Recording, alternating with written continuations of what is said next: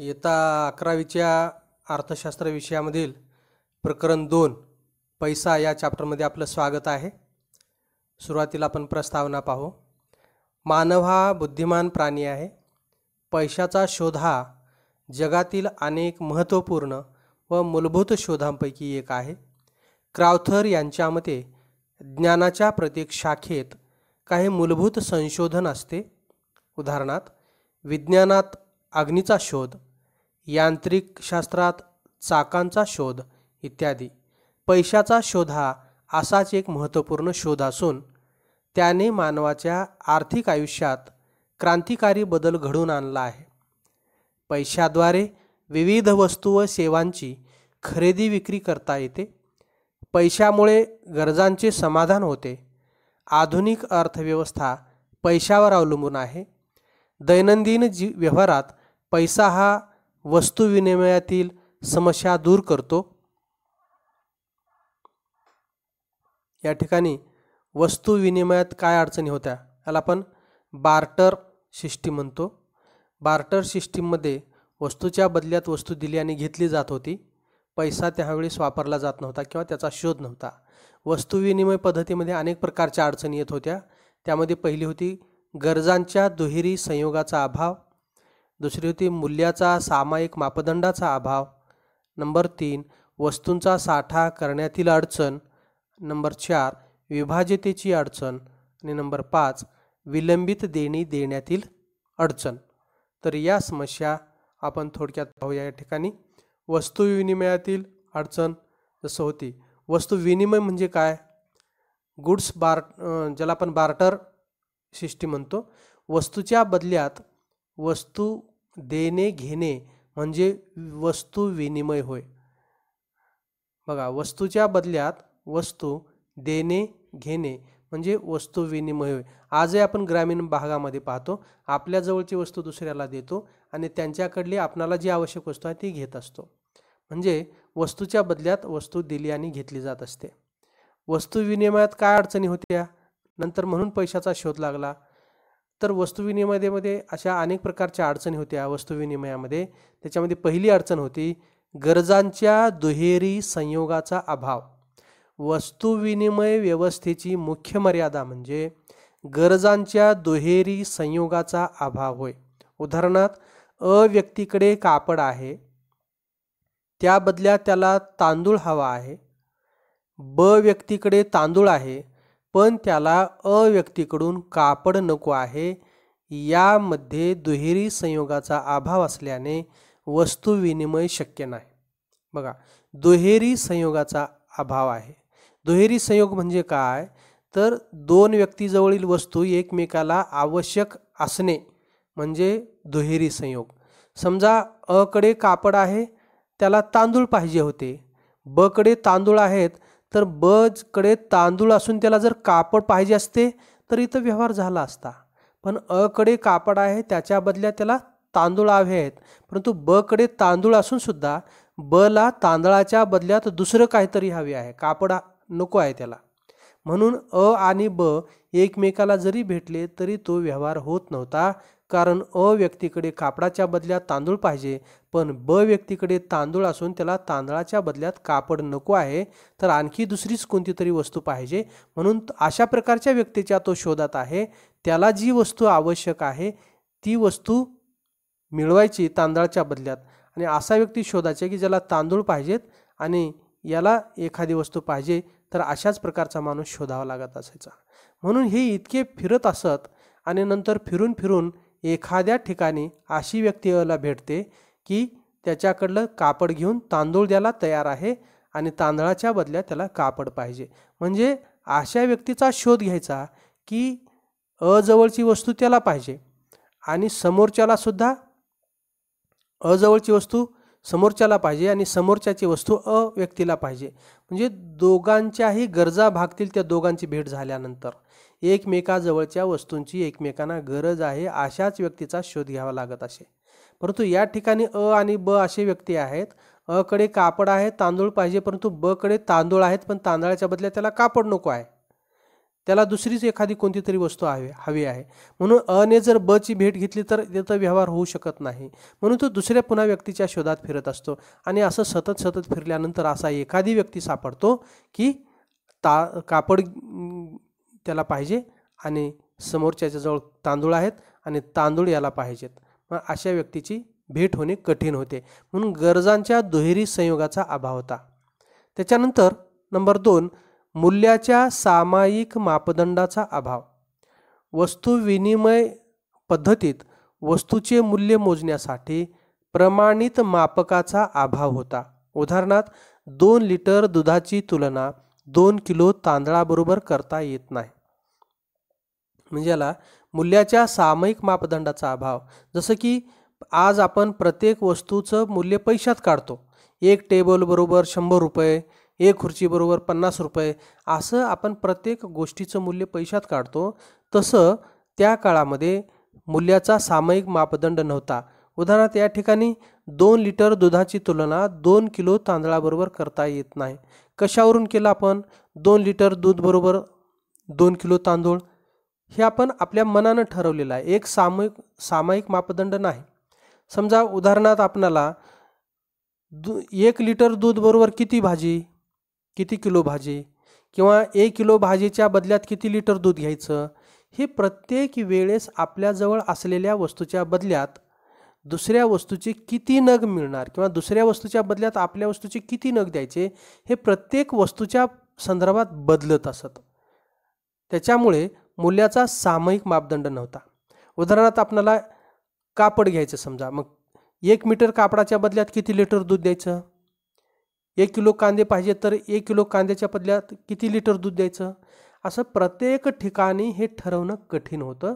कारण मूल्याचा सामायिक मापदंड आज जसा आहे की प्रत्येक वस्तूचं मूल्य आपण पैशामध्ये काढत असतो, तसं या ठिकाणी मात्र प्रत्येक वस्तूचं मूल्य दुसऱ्या वस्तूत ठरवत असताना त्याला सेपरेट वेगळा विचार करून ठरवावं लागत होतं की 1 लिटर दुधाच्या बदल्यात किती कांदे, 1 लिटर दुधाच्या बदल्यात किती कापड, 1 लिटर दुधाच्या बदल्यात किती तांदूळ, 1 लिटर दुधाच्या बदल्यात किती गहू, हे प्रत्येकाच्या बदल्यात वेगवेगळा निष्कर्ष निघत होता. आणि त्याच्यामुळे अशा मूल्याचा सामायिक मापदंड नसल्यामुळे अशा अनेक अडचणी निर्माण होत की 1 लिटर दुधाच्या बदल्यात किती कापड मिळेल किंवा 1 किलो कांद्याच्या बदल्यात किती दूध द्यावे, हे प्रत्येक ठिकाणी अशी अडचण निर्माण होत होती.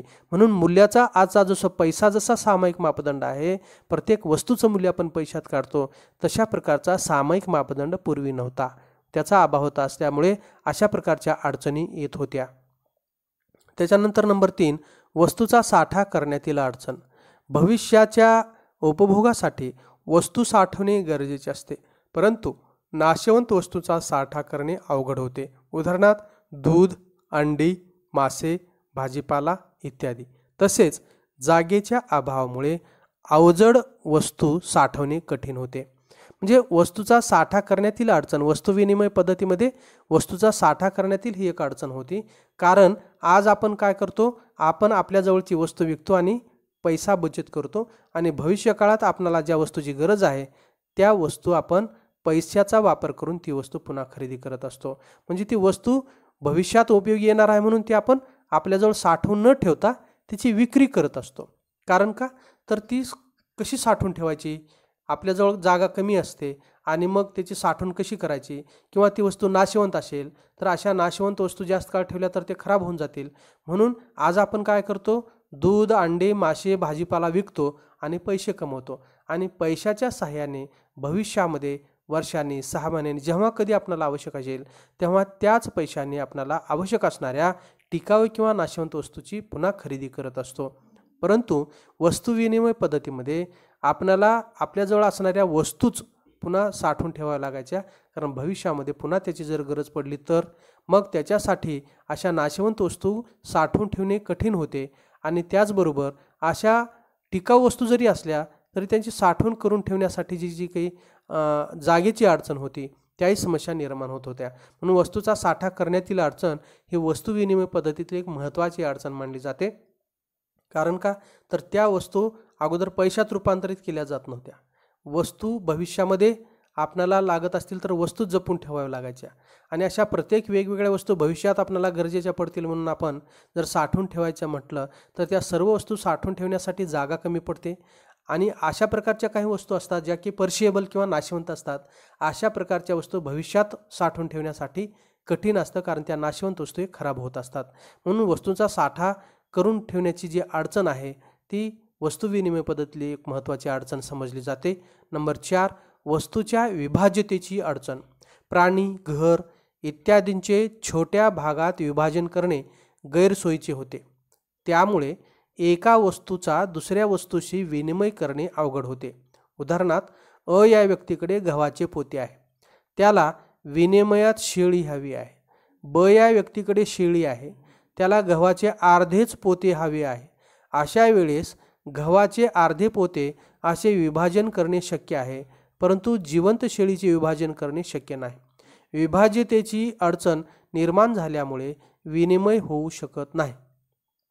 म्हणजे वस्तूच्या विभाज्यतेची अडचण. आज आपणाला जर अर्धा पोत गहू पाहिजे असतील तर आपण शेळी किंवा बकरी आपल्याजवळची विकतो आणि त्याच्यातले जेवढे पैसे लागतील तेवढे त्या अर्ध्या पोत्याच्या गव्हाच्या पैसे देत असतो. म्हणजे आज रुपयाचा शोध लागल्यामुळे 1 रुपया 100 पैशामध्ये आणि 1 रुपया 50 पैशामध्ये, 25 पैशामध्ये किंवा 500 रुपये 100 रुपयामध्ये, 50 रुपयामध्ये अशी विभाजित केलेली असल्यामुळं समोरच्या वस्तूची किंमत जेवढी असेल तेवढे पैसे आपण देऊ शकतो. परंतु वस्तू विनिमय पद्धतीमध्ये ही अशी अडचण या ठिकाणी दर्शवलेली आहे बघा. व्यक्तीकडे गव्हाचे पोते आहे, त्याला विनिमयात शेळी हवी आहे, परंतु या व्यक्तीकडे शेळी आहे, त्याला गव्हाचे अर्धेच पोते हवे आहे. तर अर्धेच पोते हवे असल्यास गव्हाचे अर्धे पोते घेऊ शकेल, पण त्याच्या बदल्यात अर्धी शेळी देऊ शकेल का? नाही, कारण 1 गव्हाचे पोते बरोबर 1 शेळी असा जर विनिमय दर ठरला असेल आणि समोरच्याला जर आता अर्धच पोतं गहू पाहिजे असेल तर तो आपल्याजवळची अर्धी शेळी देऊ शकेल का? देऊ शकणार नाही. कारण का? तर असे प्राणी, घर अशा प्रकारचे विभाजन आपण करून आपल्याला आवश्यक असणारी तेवढीच वस्तू पुढची आपण घेऊ शकत नाही, तर आपल्याजवळ असलेल्या वस्तूचं विभाजन करणे शक्य नाही. म्हणून आता अलीकडे पैशाचा शोध लागल्यामुळे आपण अगोदर त्या वस्तूचं पैशात रूपांतर करतो आणि आपल्याला जी वस्तू घ्यायची आहे त्या वस्तूची जेवढी किंमत आहे तेवढीच आपण त्या मिळवलेल्या पैशातून देऊ शकतो. परंतु पूर्वीच्या काळी वस्तूच्या विभाज्यतेची अडचण होती, कारण आपल्या जवळची वस्तू जी आहे त्याचं विभाजन करता येत नाही. या ठिकाणी गव्हाच्या पोत्याचं विभाजन करता येईल समजा, परंतु शेळीचं विभाजन करता येणार नाही. कारण 1 गव्हाचे पोते त्याच्या बदल्यात 1 शेळी मिळू शकते, पण व्यक्तीला जर अर्धच पोतं गहू पाहिजे असतील तर अर्धी शेळी देऊ शकणार नाही, म्हणजे त्याचं विभाजन करता येणार नाही. अशा वस्तू विनिमय पद्धतीला एक प्रमुख अडचण मानली जाते. नंबर 5, विलंबित देणी देण्यातील अडचण.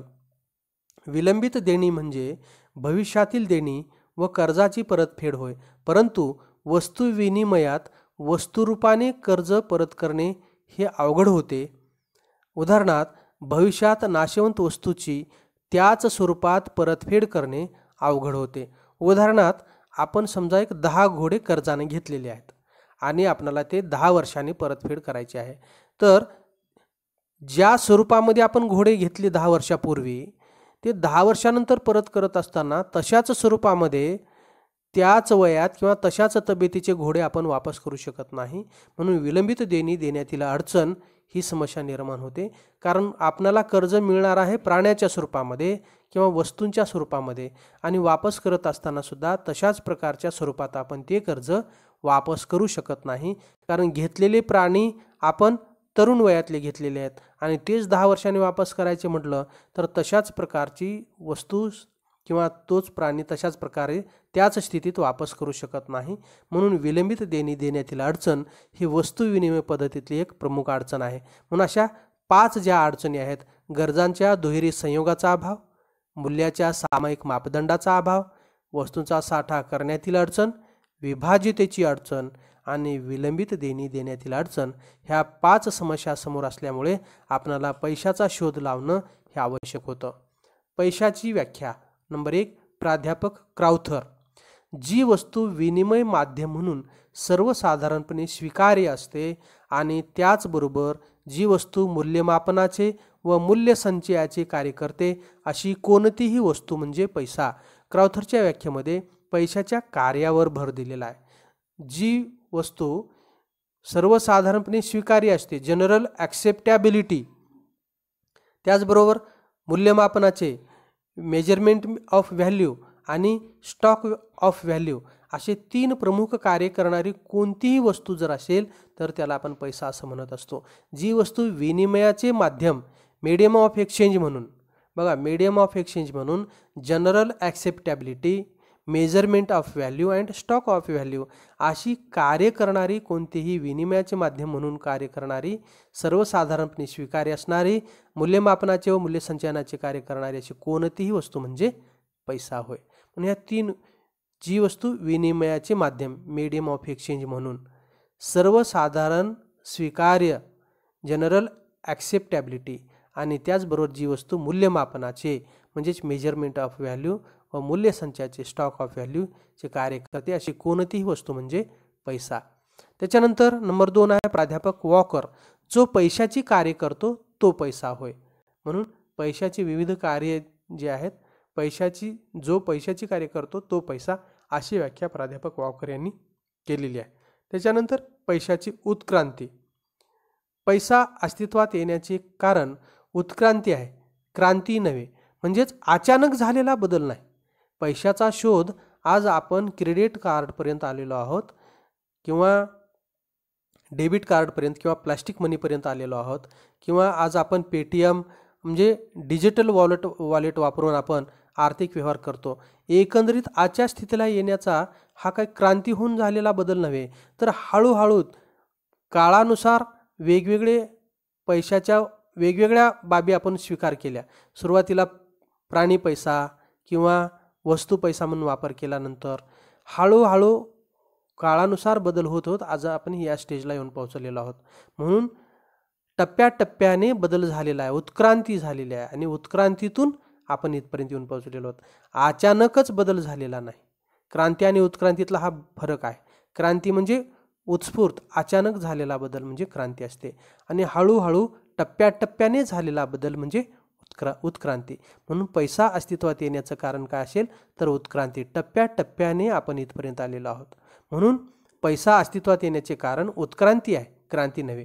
पैशाचे स्वरूप काळाची गरज, बघा पैशाचे स्वरूप काळाची गरज व संस्कृतीचा विकास यानुसार सतत बदललेले आहेत. म्हणून त्या काळात ज्या वस्तू गरजेच्या वाटल्या पैसा म्हणून त्याचा स्वीकार आपण मीडियम ऑफ एक्सचेंज म्हणून केलेला आहे.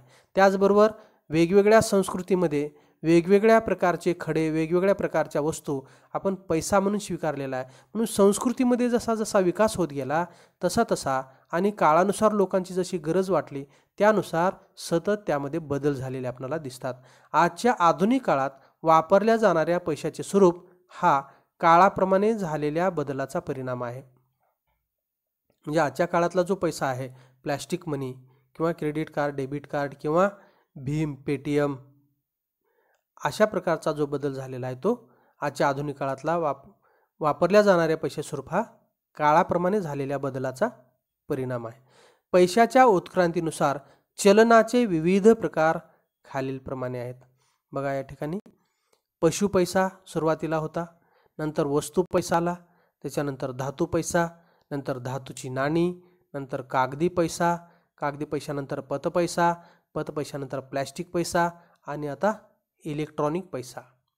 अशा पद्धतीनं या ठिकाणी आपल्याला दिलेला आहे. बघा प्राणी पैसा, इतिहास पूर्व काळ, त्याच्यानंतर वस्तू पैसा,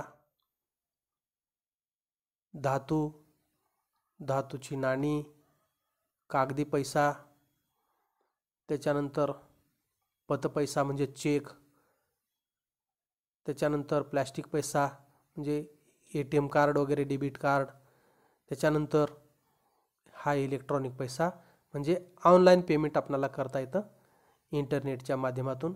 भीम, पेटीएम, ATM अशा वेगवेगळ्या माध्यमांनी आपल्याला इलेक्ट्रॉनिकली अशा पद्धतीने आपल्याला पैशाचे व्यवहार केले जातात.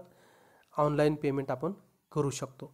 म्हणून सद्यस्थितीमध्ये इलेक्ट्रॉनिक पैसा हा मोबाईलमधून आपण वॉलेटमध्ये पैसे टाकून एकाच्या खात्यामधून दुसऱ्याच्या खात्यात ऑनलाईन पैसे जाऊ शकतात. म्हणून आजची सध्याची स्थिती आहे. त्याच्यानंतर याचाच आपण विस्ताराने अभ्यास करायचा आहे. पैशाचे प्रकार. नंबर 1, पशुपैसा. इतिहास पूर्व काळात देवाणघेवाणीचे माध्यम म्हणून पशुपैसा वापरला जात होता. उदाहरणार्थ गायी, शेळ्या, मेंढ्या इत्यादी. परंतु विभाजनाच्या अडचणीमुळे वस्तू पैसा अस्तित्वात आला. म्हणजे विभाजन करता येत नव्हतं त्यांचं. आपण उदाहरण घेतलं होतं की अर्ध पोतं गहू पाहिजे असल्यास अर्धी शिळी देता येत नाही वगैरे वगैरे. त्याच्यानंतर म्हणून वस्तू पैशाचा शोध लागलेला आहे. वस्तू पैसा. जुन्या काळात ज्या वस्तू पैसा देवाणघेवाणीचे माध्यम म्हणून वापरल्या जात होत्या त्या हवामानाची स्थिती व संस्कृती यावर अवलंबून होत्या. उदाहरणार्थ प्राण्यांची कातडी, धान्य, शिंपले, पिसे, हस्तिदंत, मीठ, दगड व दुर्मिळ वस्तू हे विनिमयाचे माध्यम म्हणून वापरले जात होते. परंतु वस्तूंचा साठा करण्याच्या अडचणीमुळे धातू पैसा अस्तित्वात आला. म्हणजे अशा प्रकारचे जे काही शंख, शिंपले, पिशे, हस्तिदंत असे वेगवेगळ्या भागात वेगवेगळ्या विनिमय माध्यमाचा वापर केला जात होता. तर हा कशावर अवलंबून होता? हवामानाची स्थिती आणि संस्कृती. जर समुद्र किनाऱ्यावरचे भाग असेल इथून तिथून समुद्र किनारपट्टीवरचा, तर तो शंख, शिंपले यांचा पैसा म्हणून वापर करत असतील, विनिमयाचं माध्यम म्हणून वापर करत असतील, किंवा मीठ म्हणून वापर करत असतील पैसे विनिमयाचं माध्यम म्हणून, किंवा प्राणी मोठ्या प्रमाणात त्या भागात असतील तर अशा भागामध्ये प्राण्यांची कातडी विनिमयाचं माध्यम म्हणून वापरलं जात असेल. परंतु आता अशा प्रकारचा पैसा साठवून ठेवणं हे कठीण आहे. म्हणून अशा प्रकारच्या पैशाच्या अडचणीमुळे, कारण का तर साठा करण्याची अडचण आहे अशा प्रकारच्या पैशाचा. समजा 5 किलो मीठ किंवा मिठाचा जर आपण पैसा म्हणून वापर करायचा म्हटलं, विनिमयाचं माध्यम म्हणून जर वापर करायचं म्हटलं तर किती मीठ आणून ठेवणार आपण? जसं आज पैसा आपण सहजरित्या साठवून ठेवतो, 1,00,000, 2,00,000, 5,00,000 खिशामध्ये नेऊ शकतो, तसं मीठ जर पैसा म्हणून वापरायचं असेल किंवा दगड जर पैसा म्हणून किंवा विनिमयाचं माध्यम म्हणून जर वापरायचं असेल तर किती दगड आपण सांभाळून ठेवू शकणार, किती साठा करू शकणार? तेवढी साठा करण्याची आपली क्षमता असते का? म्हणून अशा प्रकारे वस्तूचा साठा करण्याची अडचण ही वस्तू पैशातली निर्माण झाल्यामुळे पुढे धातू पैसा अस्तित्वात आला. धातू पैसा तयार करताना सोने, चांदी, तांबे, ॲल्युमिनियम, निकेल इत्यादी धातूंचा वापर केला जात होता. परंतु मौल्यवान धातू व धातूंच्या तुकड्यातील समानतेच्या अभावामुळे धातूच्या नाण्यांचा शोध लागला. म्हणजे त्याच्यानंतर वस्तू पैशानंतर आपण धातू पैसा अस्तित्वात जरी आणला तरी प्रत्येकजण आपापल्या पद्धतीने त्या धातूच्या तुकड्याचं आकारमान कमी जास्त ठेवत असत. त्याच्यामुळे होमोजिनियस किंवा एकजिनसी पैसा अस्तित्वात नव्हता. आणि असा हा धातू पैसा सोने, चांदी, तांबे, ॲल्युमिनियम, निकेल इत्यादी धातूपासून तयार केला जात होता. परंतु मौल्यवान धातू व धातूच्या तुकड्यातील समानतेच्या अभावामुळे, म्हणजे या ठिकाणी काय की सर्व पैसे एकाच आकाराचे आणि एकाच धातूचे नव्हते, म्हणून अशा प्रकारची अडचण निर्माण होत होती. होमोजिनियस नव्हता. कारण पैशाचं महत्त्वाचं वैशिष्ट्य काय? समानता, होमोजिनियस. परंतु धातू पैशामध्ये अशा प्रकारच्या अडचणी निर्माण होत होत्या. म्हणून अशा धातूच्या तुकड्यातील समानतेच्या अभावामुळे धातूच्या नाण्याचा शोध लागला. कारण अशा वेगवेगळ्या धातूचे वेगवेगळे आकाराचे तुकडे तयार करून त्याला विनिमयाचं माध्यम म्हणून वापरलं जात होतं. म्हणून वेगवेगळ्या भागात वेगवेगळ्या प्रकारचे धातू, वेगवेगळ्या धातूचे वेगवेगळे आकारमान, त्याच्यामुळे याच्यामध्ये साधर्म्य असत नव्हतं. त्याच्यामुळे अशी अडचण निर्माण झाली होती. समानतेच्या अभावामुळे धातूच्या नाण्याचा शोध लागला. त्याच्यानंतर धातूची नाणी. पूर्वीच्या काळी विविध राज्यांचे राजे त्यांची मुद्रा असलेली नाणी बनवत असत. काळ परत्वे शासकीय धोरणानुसार मौद्रिक नाण्यामध्ये एकवाक्यता व कायदेशीर स्थिरता आणण्याच्या उद्देशाने प्रणाली निश्चित केली गेली. नाण्यांचे वर्गीकरण खालीलप्रमाणे. म्हणून धातूची नाणी तयार करत असताना पूर्वीच्या काळी वेगवेगळे राजे आपल्या राज्याची जी काही राजमुद्रा होती ते त्या नाण्यावर छापत असत आणि अशा प्रकारे त्या नाण्यामध्ये एकवाक्यता नव्हती. वेगवेगळ्या राजे वेगवेगळ्या राज्याच्या अंतर्गत वेगवेगळ्या धातूची आणि वेगवेगळ्या राज्याच्या मुद्रा असलेली नाणी तयार करत होती. परंतु त्याच्यामध्ये सुद्धा एकजिनसीपणा नव्हता, एकवाक्यता नव्हती. म्हणून कायदेशीर स्थिरताला आणण्यासाठी, लीगल स्टॅबिलिटी आणण्यासाठी अशा उद्देशाने एक प्रणाली निश्चित केली गेली आणि नाण्याचे वर्गीकरण खालीलप्रमाणे केले गेले. नंबर अ आहे प्रमाणित किंवा प्रधान नाणी. याला आपण स्टँडर्ड कॉईन्स असं म्हणत असतो. प्रमाणित नाणी किंवा प्रधान नाणी, स्टँडर्ड कॉईन्स. प्रमाणित नाणी म्हणजे ज्यांचे दर्शनी मूल्य व आंतरिक मूल्य सारखे असते. अधिकृत यंत्रणेद्वारे दर्शनी मूल्याचे विनिमय मूल्य निश्चित केले जाते. ही नाणी सोने, चांदी इत्यादी धातूपासून बनवलेली असतात. ब्रिटिश कालखंडात काही दिवस प्रमाणित नाणी वापरली जात होती. बघा, प्रमाणित नाण्याचं एक महत्त्वाचं वैशिष्ट्य म्हणजे त्याचं external value and internal value ही सारखीच असते. समजा ते धातू जरी विकला तर धातू विकल्यानंतर त्याच्या बदल्यात आपणाला जेवढे म्हणजे त्याचं मूल्य होणार आहे तेवढंच त्या नाण्यावर किंमत छापलेली असतात. आज आपण बघतो की टोकन कॉईन्स आहेत. आज आपण हलक्या धातूच्या गोल प्रकार आकाराच्या वस्तूवर आपण त्याच्यावर 5 रुपये लिहितो, तेव्हा तो 5 रुपये होतो. परंतु तो धातू वितळून विकल्यानंतर खरंच 5 रुपये मिळणार आहेत का? नाही. पण पूर्वी प्रमाणित नाण्यामध्ये असा प्रकार होता की धातू वितळून जरी विकली तरी त्याचं मूल्य तेवढंच असायचं. धातू वितळून विकल्यानंतर जेवढं मूल्य मिळतं तेवढंच मूल्य त्या धातूवर छापलेलं असायचं. म्हणून त्याचं इंटरनल व्हॅल्यू आणि एक्सटर्नल व्हॅल्यू जे आहे, फेस व्हॅल्यू, हे सारखंच असतं. प्रमाणित नाण्यामध्ये महत्त्वाचं वैशिष्ट्य आहे त्याचं दर्शनी मूल्य म्हणजे नजरेला पडणारं मूल्यवर लिहिलेली किंमत आणि तो धातू वितळून विकल्यानंतरचं मिळणारी किंमत ही सारखीच असते. म्हणून प्रमाणित नाणी किंवा स्टँडर्ड कॉईन्सचं महत्त्वाचं वैशिष्ट्य काय असेल तर त्याची दर्शनी मूल्य व आंतरिक मूल्य सारखे असते. एक्सटर्नल किंवा face value and internal value ही सारखी असते. अधिकृत यंत्रणेद्वारे दर्शनी मूल्याचे विनिमय मूल्य निश्चित केले जात असते. म्हणून अधिकृत यंत्रणा काय आहे? भारत सरकार असेल किंवा रिझर्व्ह बँक ऑफ इंडिया असेल, या यंत्रणा त्या दर्शनी मूल्याचे विनिमय मूल्य निश्चित करत असते. म्हणून एखाद्या नाण्यावर किती रक्कम छापायची, कारण का तर तो धातू त्याचं मूल्य किती होतं तेवढंच त्याच्यावर छापलं जात होतं. म्हणून अधिकृत यंत्रणेद्वारे दर्शनी मूल्याचे विनिमय मूल्य निश्चित केले जाते. ही नाणी सोने, चांदी इत्यादी धातूपासून बनविलेली असतात. ब्रिटिश कालखंडात काही दिवस प्रमाणित नाणी वापरली जात होती. नंतर ब गौण नाणी किंवा लाक्षणिक नाणी. लाक्षणिक नाणी बघा, यालाच आपण टोकन मनी असं म्हणत असतो. Token coins. गौण नाणी किंवा लाक्षणिक नाणी. लाक्षणिक नाणी म्हणजे ज्यांचे दर्शनी मूल्य हे आंतरिक मूल्यापेक्षा जास्त असते.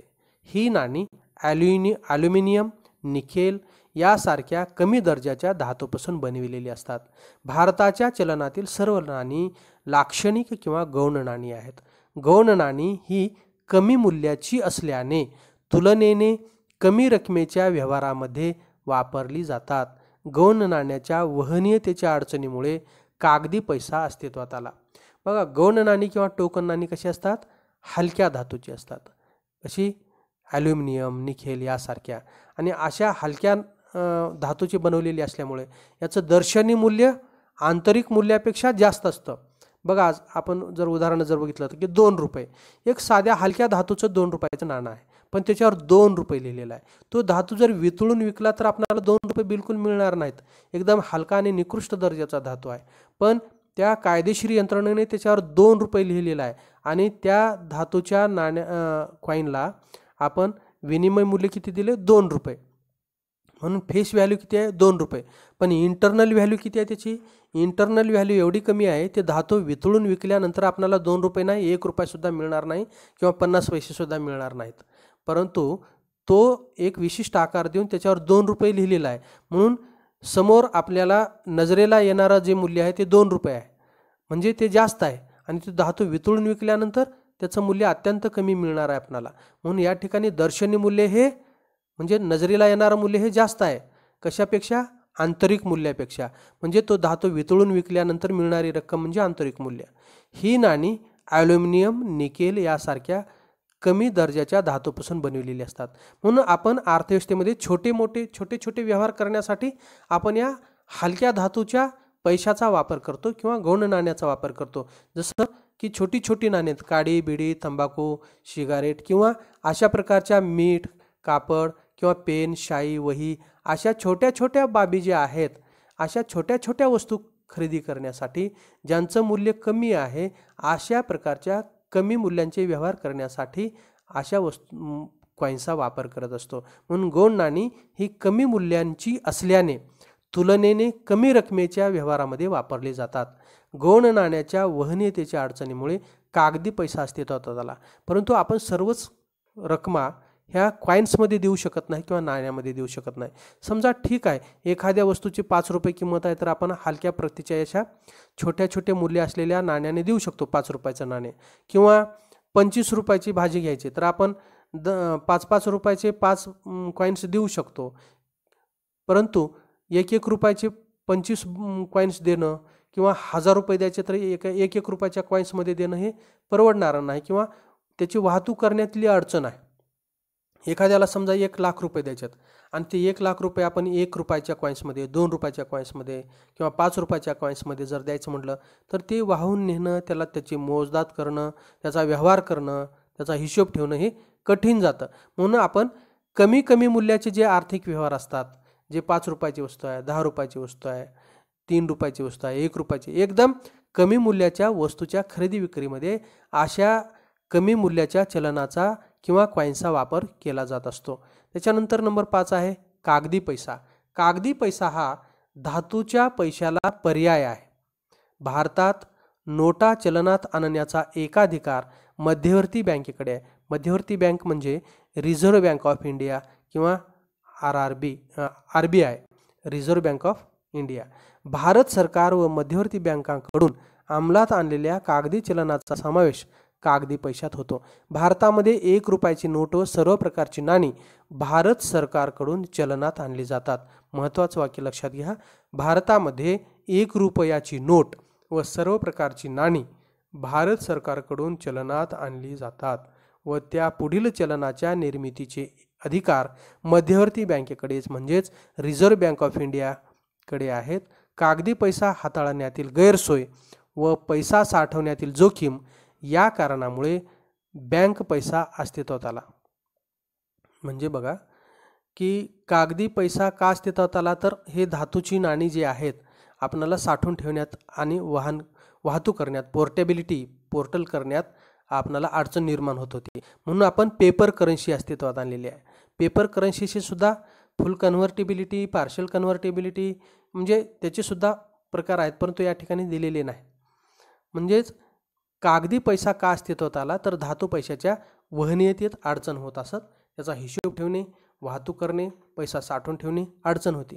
परंतु आता कागदी पैसा अस्तित्वात आल्यामुळे 1 रुपयाची नोट आणि सर्व प्रकारची नाणी हे भारत सरकारकडून अस्तित्वात आणली जातात, चलनात आणली जातात. तर बाकी त्याच्या पुढील चलनाची निर्मिती कोण करते, तर रिझर्व्ह बँक ऑफ इंडिया करते. का करते, तर कागदी पैशाचा शोध हा धातू पैशात ज्या अडचणी आहेत त्या दूर करण्यासाठी कागदी पैशाचा शोध लागलेला आहे. परंतु कागदी पैसा हाताळण्यामधील गैरसोय व पैसा साठवण्यातील जोखीम म्हणून पैसा सांभाळणे कठीण आहे, स्वतःच्या खिशात ठेवून बॅगमध्ये घेऊन फिरणं. म्हणून आता अलीकडे जोखीम टाळण्यासाठी म्हणून बँक पैसा किंवा पत पैसा अस्तित्वात आलेला आहे. तो म्हणजे क्रेडिट मनी. पत पैसा किंवा बँक पैसा. पत पैसा म्हणजे बँक पैसा होय. याच्यामध्ये धनादेश किंवा चेक याचा समावेश होतो. पत पैसा किंवा बँक पैसा. चेकबुक ठेवलं तर पैसा चोरीला जायचा प्रश्नच येणार नाही आणि सहजरित्या आपण एखाद्या बॅगमध्ये सुद्धा ठेवून नेऊ शकतो. पण पैसा एवढा वाहून नेणं कठीण आहे, जोखमीचं आहे. पत पैसा म्हणजे बँक पैसा होय. बँका लोकांकडून ठेवलेल्या ठेवींच्या आधारे पत पैसा निर्माण करतात. त्याचा वापर पतपैसा निर्मितीसाठी केला जातो. हा केव्हाही काढता येतो किंवा ज्याचे दुसऱ्या व्यक्तीकडे धनादेश, धनाकर्ष इत्यादीच्या सहाय्याने हस्तांतरण करता येते. हा धनादेश किंवा धनाकर्ष इत्यादी पैशासारखे कार्य करतो, परंतु पैसा नव्हे, तर ठेवी हस्तांतरण करण्याचे पतसाधन आहे. पतपैसा देशाच्या आर्थिक विकासासाठी महत्त्वाची भूमिका पार पाडतो. आजच्या जागतिकीकरणाच्या काळात पैसा विरहित देवाणघेवाण अधिक महत्त्वाची असल्याने प्लॅस्टिक पैसा अस्तित्वात आलेला आहे. बघा, पतपैसा किंवा बँक पैसा कसा अस्तित्वात होतो? अनेक लोक आपल्या जवळचा पैसा ठेव म्हणून बँकेत ठेवत असतात आणि बँक काय करते, आपणाला अचानक जर पैशाची गरज भासली तर किती पैशाची गरज भासू शकेल तेवढे पैसे रोख रकमेच्या स्वरूपात बँक जवळ ठेवते आणि बाकीचे लोकांना कर्जाने देत असते. आणि ज्यांना कुणाला कर्जाने द्यायचे आहेत त्यांना आपल्या बँकेत खाते उघडण्यास सांगत असते आणि खाते उघडून त्याच्या खात्यात टाकत असते. म्हणजे तोच पैसा पुन्हा ठेव स्वरूपात आला. कर्ज दिलं आणि त्याच्या खात्यात ठेवले ते पैसे आणि पुन्हा त्याचा अभ्यास करून त्याच्यातले काही पैसे रोख रकमेत ठेवून पुन्हा दुसऱ्या व्यक्तीला कर्जाने दिले, त्याला पुन्हा बँकेत खातं काढायला लावलं आणि त्याच्यात ते खात्यात ठेवलं. म्हणजे ठेवीतून कर्ज आणि कर्जातून ठेव, ठेवीतून कर्ज, पुन्हा कर्जातून ठेव, असं करत करत एकदम अत्यल्प रकमा असेपर्यंत ही प्रक्रिया बँका करतात.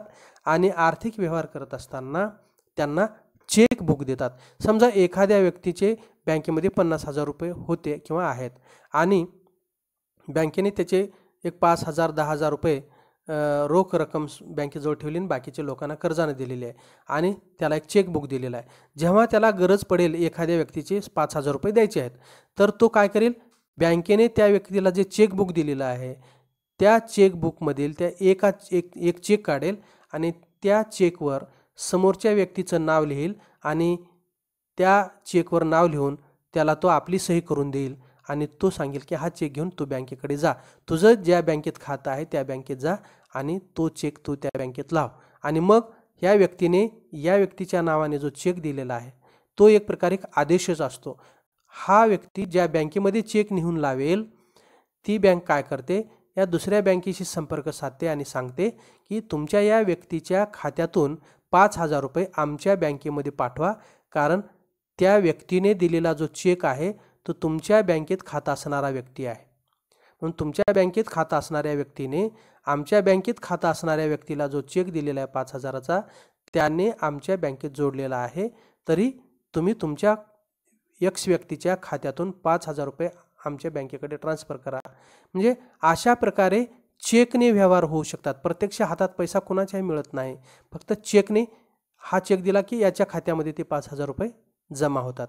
म्हणजे चेक हा पैशासारखे कार्य करतो पण पैसा नव्हे, कारण चेक स्वीकारायचं किंवा नाही हे समोरच्याच्या इच्छेवर अवलंबून आहे.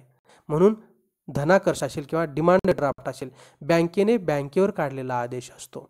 एका बँकेने दुसऱ्या भागातील बँकेवर काढलेला आदेश असतो की या व्यक्तीच्या खात्यातून आम्ही एवढे पैसे त्या बँकेच्या शाखेत नाव असणाऱ्या व्यक्तीच्या खात्यात जमा करावेत, अशा प्रकारचा आदेश असतो. म्हणून एका बँकेने दुसऱ्या बँकेला दिलेला आदेश जो असतो तो धनाकर्ष असतो.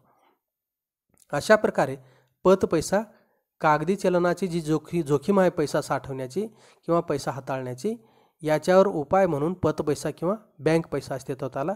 परंतु आजच्या जागतिकीकरणाच्या काळात पैसा विरहित देवाणघेवाण अधिक महत्त्वाचे असल्याने प्लॅस्टिक पैसा किंवा ATM कार्ड किंवा डेबिट कार्डचा शोध लागलेला आहे. प्लॅस्टिक पैसा वापरणे आधुनिक तंत्रज्ञानामुळे सोपे झाले आहे. डेबिट व क्रेडिट कार्ड्स प्लॅस्टिक पैसा म्हणून वापरले जातात. नवीन शोधाचे पुढचे पाऊल म्हणजेच इलेक्ट्रॉनिक पैसा होय. आता डेबिट कार्ड आणि क्रेडिट कार्ड हे कार्डाचे प्रकार आहेत. डेबिट कार्डामध्ये तुम्ही जेवढी खरेदी केलेली आहे तेवढी खरेदी केलेली रक्कम जी आहे तुम्ही तुमच्या त्या प्लॅस्टिक कार्ड त्या ठिकाणी वापरल्यानंतर तुमच्या खात्यातून तेवढी वजा होत असते. आणि क्रेडिट कार्डमध्ये बँक विशिष्ट रकमेपर्यंतची खरेदी करण्यासाठी तुमच्या खात्यामध्ये रक्कम ट्रान्सफर करत असते आणि एका विशिष्ट रकमेपर्यंत ती रक्कम तुम्हाला खर्च करता येते. म्हणून क्रेडिट कार्ड्स असा हा प्लॅस्टिक पैसा म्हणून वापरले जातात. नवीन शोधाचे पुढचे पाऊल म्हणजेच इलेक्ट्रॉनिक पैसा आहे, जो की इलेक्ट्रॉनिक पैसा ई पैसा म्हणतो आपण त्याला, किंवा इलेक्ट्रॉनिक पैशाला मौद्रिक मूल्य असून ते इलेक्ट्रॉनिक यंत्रणेच्या सहाय्याने हस्तांतरित केले जाते. उदाहरणार्थ mobile phone, tablet, smart cards, संगणक इत्यादी. इलेक्ट्रॉनिक पैशाला मध्यवर्ती बँकेचे पाठबळ असते. इलेक्ट्रॉनिक पैसा जागतिक व्यवहारामध्ये वापरला जातो. अंकात्मक किंवा संगणकीय पॉकेट किंवा डिजिटल वॉलेट्स हा देखील साठवलेल्या इलेक्ट्रॉनिक पैशाचा प्रकार आहे. फक्त एखाद्या व्यक्तीच्या खात्यातून दुसऱ्या व्यक्तीच्या खात्यामध्ये आकडे जातात फक्त, आणि त्या संबंधित व्यक्तीच्या खात्यातून तेवढी रक्कम वजा केली किंवा कमी केली अशी दाखवली जात असते. त्याच्यानंतर शोधापाहूमध्ये अंकीय डिजिटल देवाणघेवाण करण्यासाठी वापरल्या जाणाऱ्या विविध साधनांची यादी तयार करा. तुम्हाला माहीत हवं विधिग्राह्य पैसा, याला आपण लीगल टेंडर असं म्हणत असतो. या पैशाला कायद्याचे पाठबळ असल्यामुळे कोणत्याही व्यवहारात स्वीकारला जातो. भारतातील सर्व नाणी व चलनी नोटा इत्यादी. त्याच्यावर लिहिलेलं असतं, मैं धारक को वचन देता हूँ 100 रुपये अदा करने का, अशा प्रकारे लिहिलेलं असताना रिझर्व्ह बँकेच्या गव्हर्नरची सही असते किंवा भारत सरकार. म्हणून सर्व नाणी आणि कागदी चलन जे आहे याला आपण समोरच्याने स्वीकारलंच पाहिजे. कारण का, तर कायदेशीर पैसा आहे तो, म्हणून त्याला आपण विधिग्राह्य पैसा किंवा लीगल टेंडर असं म्हणतो. अविधिग्राह्य पैसा, ज्याला आपण हा पैसा लोक अंतिम देवाणघेवाण करण्यासाठी वापरतात. कोणतेही कायदेशीर पाठबळ नसल्याने हा पैसा नाकारता येतो. याला पर्यायी पैसा किंवा ऐच्छिक पैसा असे म्हणतात. धनादेश, विनिमय पत्रे इत्यादी. म्हणजे एखाद्याची वचन चिठ्ठी की ह्या तारखेला मी तुला पैसे देतो, हे कागदावर लिहून देत आहे, तर तो समोर म्हणले ह्या कागदाच्या चिठ्ठीचा मला काय उपयोग नाही, प्रत्यक्ष पैसे पाहिजेत. म्हणजे वचन चिठ्ठी आहे, एखाद्या बॉन्डवर लिहून दिलं की मी 1000 रुपये पुढच्या महिन्यात मी तुम्हाला देणार आहे.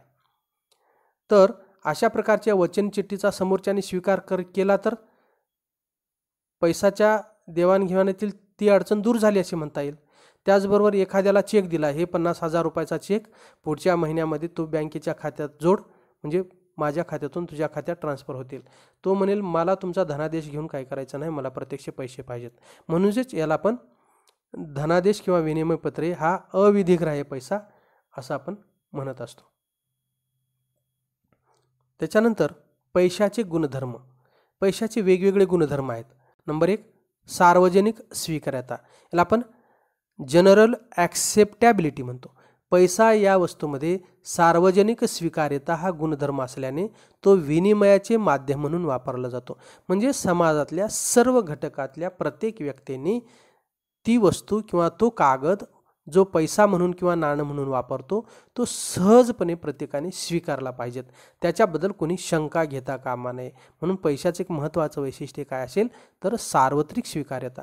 सहजपणे समोरची व्यक्ती स्वीकारेल अशा प्रकारची वस्तू ही पैसा किंवा विनिमयाचं माध्यम म्हणून असली पाहिजेत. म्हणून त्या पैशामध्ये किंवा विनिमयाचं माध्यम म्हणून वापरलेलं जाणारी जी वस्तू किंवा पैसा आहे त्याच्यामध्ये महत्त्वाचा जर गुणधर्म कोणता पाहिजे, सार्वत्रिक स्वीकार्यता. सहजपणे ती वस्तू किंवा ते नाणे किंवा ते कागदी चलन पैसा म्हणून सहजरित्या स्वीकारलं पाहिजे समाजाने, असं सहज ओळख असली पाहिजे त्याची, सार्वत्रिक स्वीकार्यता. नंबर 2, विभाज्यता, डिव्हिजिबिलिटी. छोट्या व्यवहारामध्ये पैशाचे छोट्या मूल्यात विभाजन करणे सोपे जाते. म्हणून विभाज्यता हा पैशात गुणधर्म असला पाहिजे. आज आपण बघतो की पैशाचे विभाज्यता हा गुणधर्म आहे. कारण 1 रुपया म्हणजे 100 पैसे, 1 रुपया म्हणजे 50 पैशाचे 2 नाणे किंवा 25 पैशाचे 4 नाणे असे, किंवा 1000 रुपयाची नोट असेल, 500ची नोट असेल, 200ची असेल, 100ची असेल, असे विभाजन आपण जेवढ्या मूल्याची वस्तू समोरची घेतलेली आहे तेवढ्या मूल्याच्या स्वरूपात आपण त्याला समोरच्याला पैसे देऊ शकतो. अशा प्रकारचं विभाजन करता आलं पाहिजे आपल्याला. पूर्वी असं होत नव्हतं. एका गव्हाच्या पोत्याच्या बदल्यात 1 शेळी अशी जर वस्तू विनिमय असेल तर एका अर्ध पोतं जर त्याला गहू पाहिजे असेल तर तो अर्धी शेळी देऊ शकत नव्हता. पण आज शेळी बाजारात विकली जाते, त्याचं पैशात रूपांतर केलं जातं आणि अर्धा पोतं गव्हाची जेवढी किंमत होईल तेवढी त्या शेळीच्या पैशातून मिळालेल्या पैशातून तेवढी रक्कम त्याला दिली जाईल. म्हणजे आज पैशात विभाज्यता हा गुणधर्म आहे. म्हणून पैशाचा महत्त्वाचा गुणधर्म आहे विभाज्यता. सहज विभाजन करता आलं पाहिजे. जेवढ्या मूल्याची वस्तू घेतली तेवढी मूल्य त्याला पैशाच्या स्वरूपात देता आलं पाहिजे. नंबर 3, टिकाऊपणा. आपण याला ड्युरॅबिलिटी असं म्हणतो. पैशाच्या अंगी टिकाऊपणा हा गुणधर्म असल्याने चलनी नोटा व नाणे दीर्घकाळात पुन्हा पुन्हा वापरता येतात. म्हणून पैसा म्हणून ज्याचा वापर करतो ती वस्तू कशी टिकाऊ असली पाहिजे, दीर्घकाळपर्यंत टिकाऊ असली पाहिजेत, तरच तो पैसा टिकून राहू शकेल, तरच त्याची आपण बचत करू शकतो किंवा साठवून ठेवू शकतो. त्याच्यानंतर नंबर 4, सुज्ञता, कॉग्निझॅबिलिटी ज्याला आपण म्हणतो. सहजरित्या ओळखता आला पाहिजे. पैसा ही वस्तू सुलभतेने ओळखता येते. देवाणघेवाण करणाऱ्या व्यक्तीकडून निर्माण होणारी संदिग्धता टाळता येते. म्हणून बघा, आपण अंधारामध्ये जरी व्यवहार करू लागलो साधारणपणे थोड्यासा प्रकाश असताना सुद्धा किंवा थोडासा अंधार असताना, तर सहज आपल्याला ओळखू येते की 100ची नोट आहे का, 200ची आहे का, 50ची आहे.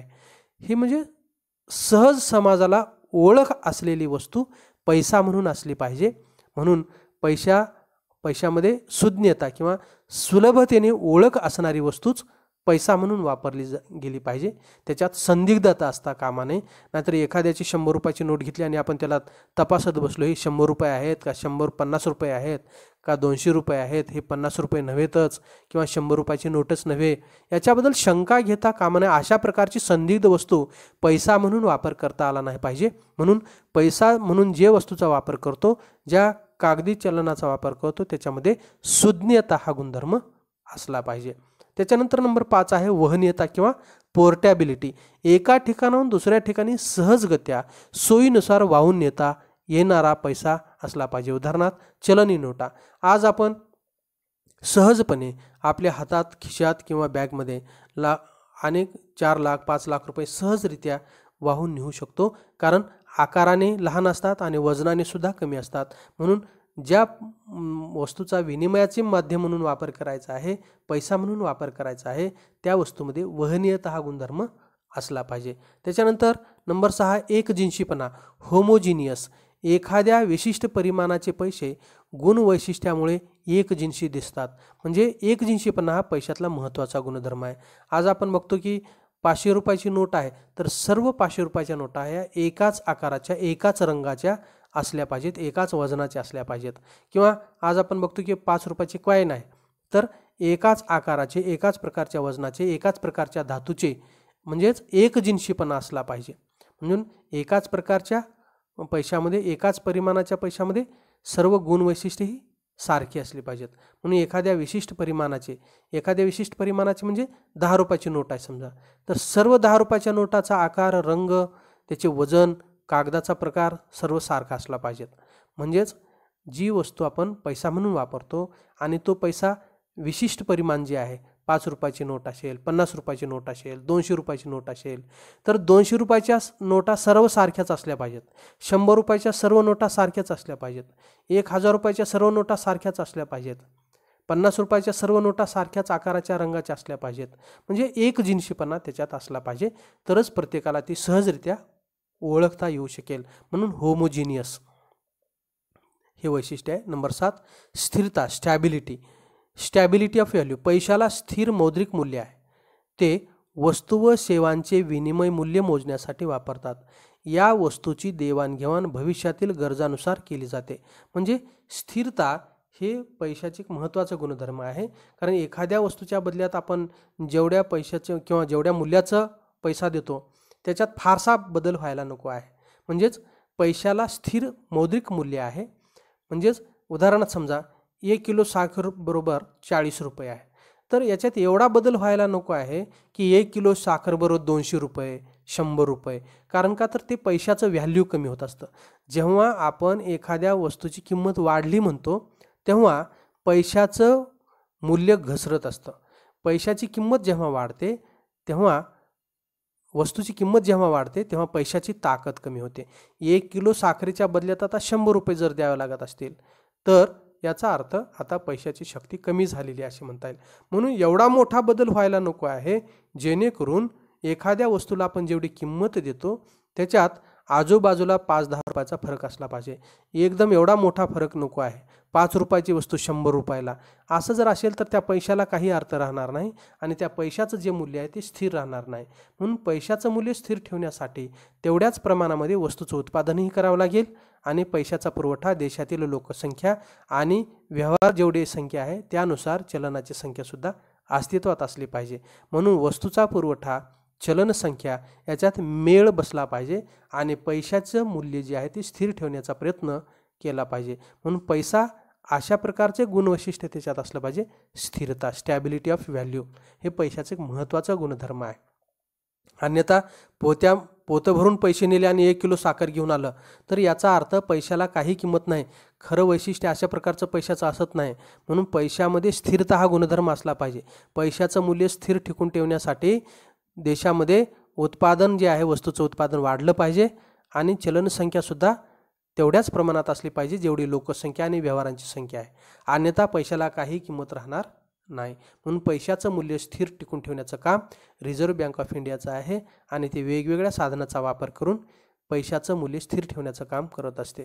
त्याच्यानंतर आहे पैशाची कार्य. पैशाची वेगवेगळी कार्य ज्याला आपण प्रायमरी फंक्शन्स म्हणतो, सेकंडरी फंक्शन्स आणि कॉन्टिंजन्सी फंक्शन्स ऑफ मनी असे 2-3 प्रकारची कार्य आहेत. याला आपण प्रायमरी फंक्शन्समध्ये आपल्याला 2 कार्य दिसतात या ठिकाणी. मीडियम ऑफ एक्सचेंज, विनिमयाचं माध्यम.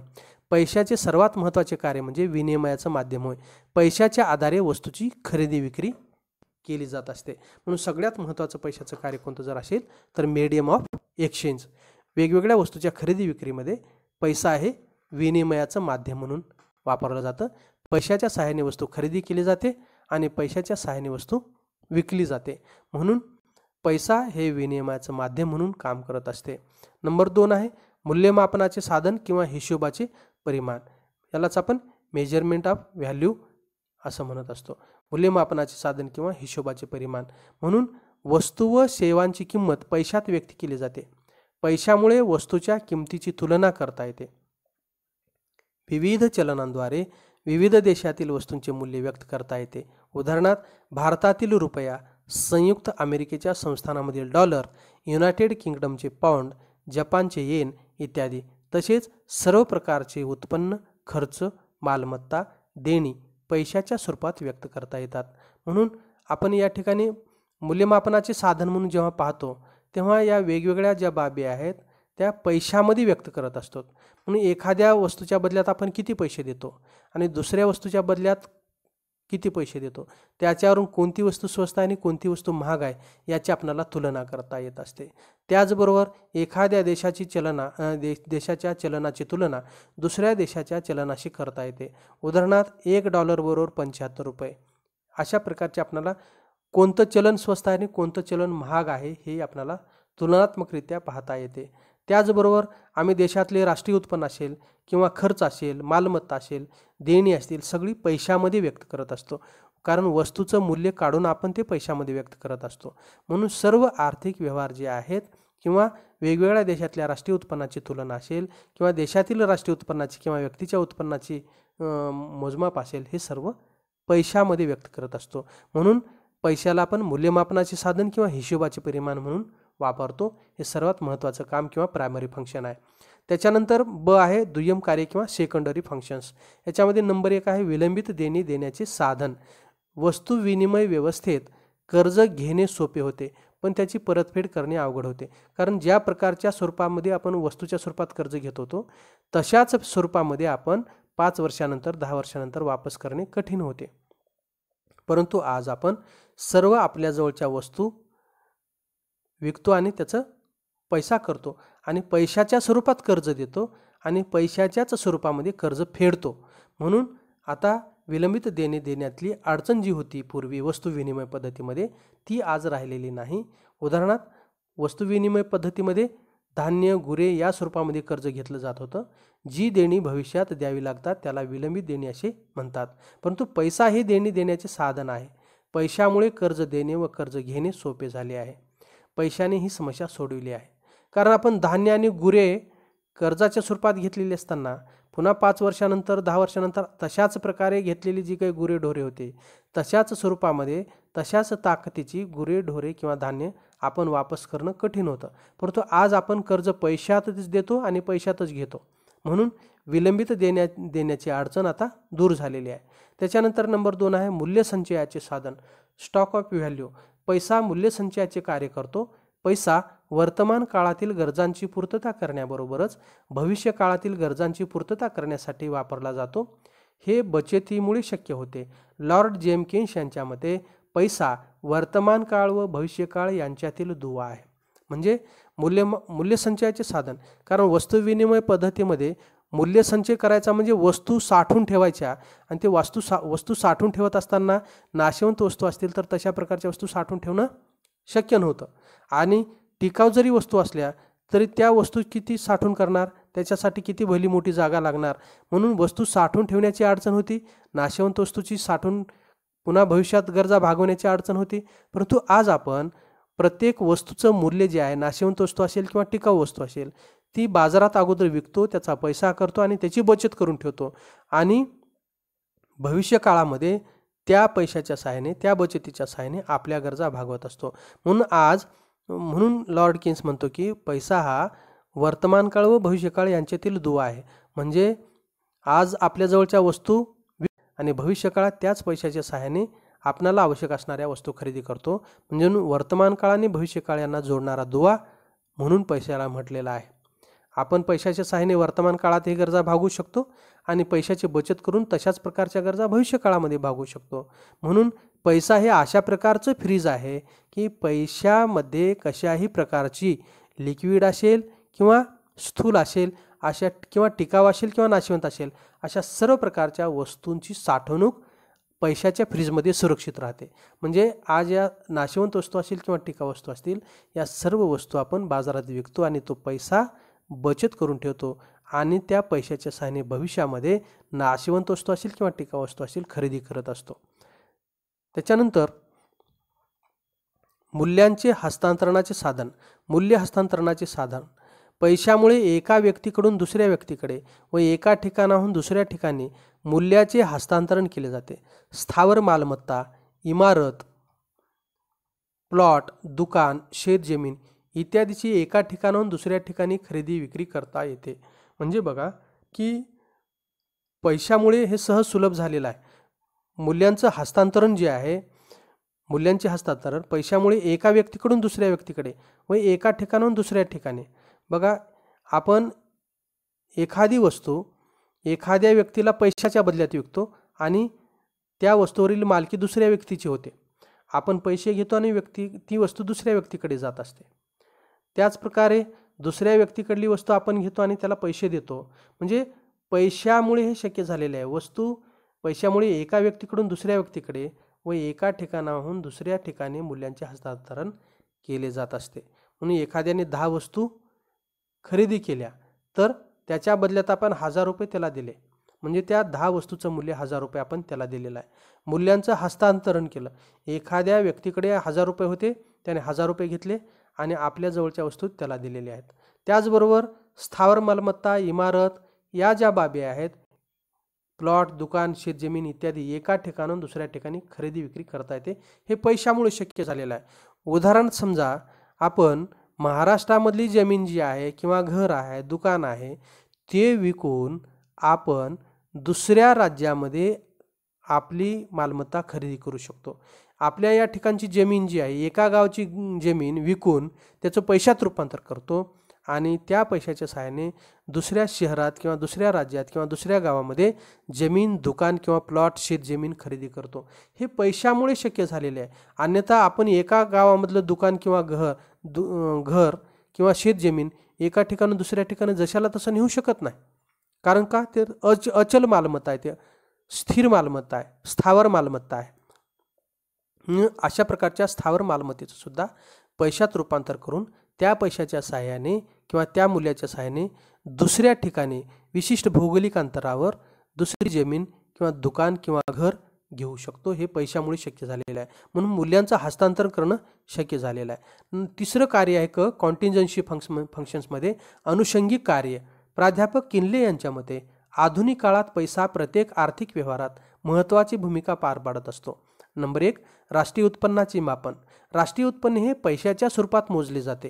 राष्ट्रीय उत्पन्नाचे वितरण उत्पादनाच्या 4 घटकांमध्ये मौद्रिक मोबदल्याच्या स्वरूपात केले जाते. उदाहरणार्थ खंड, वेतन, व्याज, नफा इत्यादी.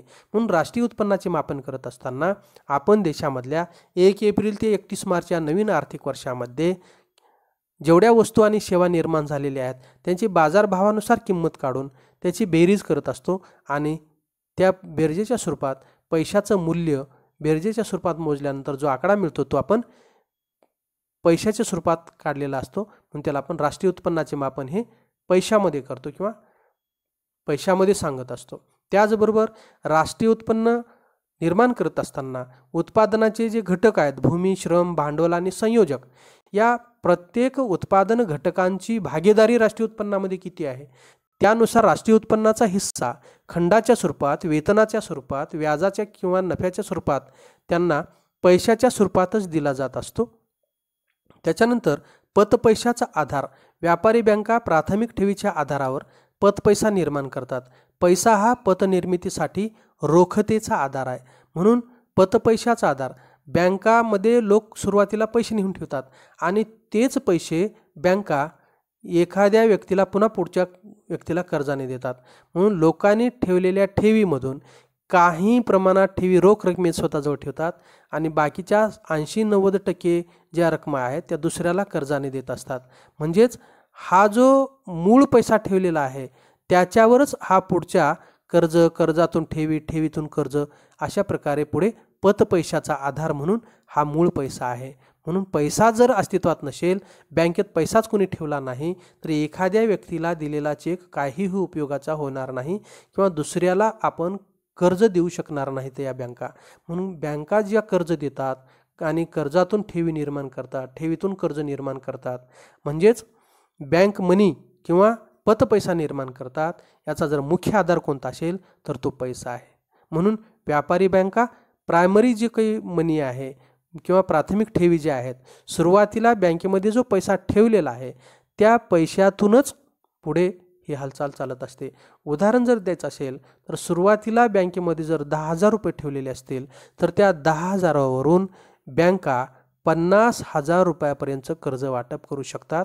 जर रोखतेचं प्रमाण 10% जर ठेवलं तर बँकेने स्वतःजवळ 10% रक्कम रोख स्वरूपात ठेवली प्रत्येक ठिकाणी, तर त्या 10,000 रुपये सुरुवातीला ठेवलेले आहेत त्या 10,000 रुपयावर 50,000 रुपयाचं कर्ज वाटप करू शकतात. अशा प्रकारे पतपैशाचा आधार हे 10,000 रुपये म्हणजेच त्याला आपण प्राथमिक पैसा म्हणत असतो. तेच पैसे दुसऱ्याला कर्जाने देतात आणि तेच कर्ज त्याच्या खात्यात जमा केलं जातं ठेव म्हणून आणि त्याचीच ठराविक रक्कम रोख रकमेत ठेवली जाते, बाकीचे दुसऱ्याला कर्जाने दिली जाते. अशा प्रकारे अत्यंत कमी रक्कम असेपर्यंत हे कर्जाचं वाटप बँका करत असतात. याच्याबद्दलचा व्हिडिओ आपण दिलेला आहे, बहुतेक याची लिंक तुम्हाला दिली जाईल. पतपैशाचा आधार किंवा पतपैसा कसा निर्माण केला जातो. त्याच्यानंतर नंबर 3, संपत्तीचे रोखतेत रूपांतर. पैसा ही सर्वात मोठी तरल संपत्ती आहे, लिक्विडेशन आहे. ती कोणत्याही मालमत्तेत रूपांतरित करता येते आणि कोणतीही मालमत्ता पैशात रूपांतरित करता येते. उदाहरणार्थ एखादी व्यक्ती सोने खरेदी करून परत विकू शकते, त्यातून सरकारी कर्जरोखे खरेदी करू शकते. म्हणून पैशाला अशा प्रकारचं फ्रीज म्हटलेलं आहे की ज्याच्यामध्ये सर्व प्रकारची प्रॉपर्टी सुरक्षित राहू शकते. एका प्रॉपर्टीचं रूपांतर दुसऱ्या प्रॉपर्टीत करता येऊ शकतं. जसं की पैशाच्या सहाय्याने सोने खरेदी करता येते आणि सोने विकून पुन्हा सरकारी कर्जरोखे खरेदी करता येतात. म्हणून संपत्तीचे रोखतेत रूपांतर, कारण पैसा ही सर्वात मोठी तरल संपत्ती आहे. पैसा सहज स्वीकारला जातो. पैशाच्या बदल्यात सहज सोनं मिळू शकतं आणि सोनं सहज स्वीकारलं जातं. सोन्याच्या बदल्यात पुन्हा पैसा मिळू शकतो आणि पैशाच्या बदल्यात पुन्हा कर्जरोखे खरेदी केले जाऊ शकतात. नंबर 4 आहे स्थूल आर्थिक चलांचे मापन. स्थूल राष्ट्रीय उत्पादन जसे की ग्रॉस नॅशनल प्रोडक्ट GNP, एकूण बचत म्हणजेच ॲग्रिगेट सेविंग याला आपण म्हणतो, एकूण गुंतवणूक, ॲग्रिगेट किंवा टोटल इन्व्हेस्टमेंट, यासारख्या स्थूल आर्थिक चलांची मोजदाद मौद्रिक चलनाच्या रूपात पैशामुळे करता येते. तसेच पैशामुळे शासकीय कर आकारणी व अर्थसंकल्प बांधणी करणे सोयीचे होते. म्हणून पैशाच्याच माध्यमातून आपण खर्च करत असतो.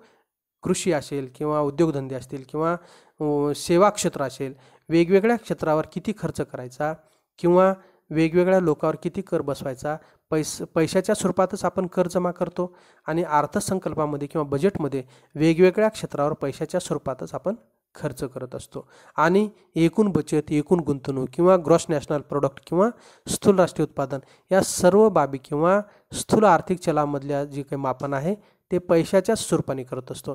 किती बचत झाली, किती गुंतवणूक झाली हे पैशातच व्यक्त केली जात असते. त्याच्यानंतर आहे काळा पैसा किंवा ब्लॅक मनी कन्सेप्ट.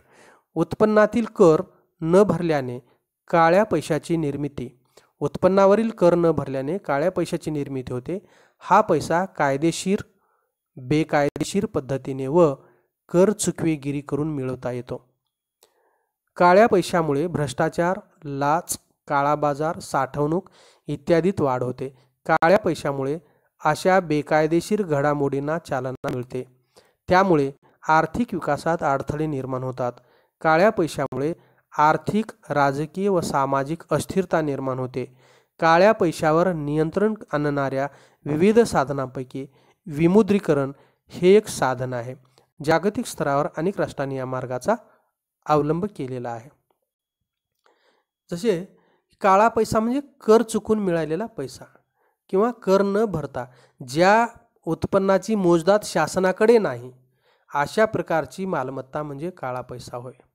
म्हणून अशा काळ्या पैशातून एक समांतर अर्थव्यवस्था किंवा पॅरलल इकॉनॉमी निर्माण होत असते, ज्याच्यातून सरकारची कर चुकवेगिरी करून काळ्या पैशातून भ्रष्टाचार, लाचलुचपत, काळा बाजार, साठवणूक इत्यादी घडामोडी वाढत असतात. आणि अशा प्रकारच्या या अस्थिरतेतून एकंदरीत अर्थव्यवस्थेमध्ये सामाजिक अस्थिरता, आर्थिक आणि राजकीय अस्थिरता निर्माण होत असते. अशा काळ्या पैशावर विशेष नियंत्रण ठेवण्यासाठी साधनापैकी विमुद्रीकरण किंवा डिमॉनिटरायझेशन ज्याला आपण म्हणतो, चलनी नोटांचे जे आहेत रद्द केल्या जातात आणि पुन्हा नवीन निर्माण केल्या जातात. म्हणून पूर्वीच्या वेगवेगळ्या ठिकाणी ठेवलेल्या नोटा बाहेर येतात आणि मग प्रत्यक्षात त्याच्यावर आपणाला हा काळा बाजार किंवा अनाधिकृत पैसा जो आहे, इलिगल मनी जो आहे, तो अर्थव्यवस्थेच्या बाहेरचा किंवा हिशोब नसलेला जो पैसा आहे प्रत्यक्ष समोर येतो. म्हणून अनेक अर्थव्यवस्थांनी वेगवेगळ्या काळामध्ये पैशाचं डिमॉनिटरायझेशन किंवा असलेला अस्तित्वातील चलनातील पैसा रद्द करून नंतर नवीन पैसा निर्माण केला जातो. आणि नवीन पैसा बदलून घेत असताना लोकांजवळ असलेल्या ज्या पूर्वीच्या नोटा त्या काही कामाच्या नसतात, तेव्हा ते हळूहळू बाहेर काढतात आणि प्रत्यक्ष मग प्रत्येकाजवळ किती पैसे आहेत त्याचा हिशोब दिला का त्यांनी, याबद्दल शासकीय यंत्रणा त्याचा अभ्यास करत असते आणि त्याच्यावर नियंत्रण ठेवत असते. अशा प्रकारे पैसा हा चॅप्टर आपण व्यवस्थित बघितलेला आहे.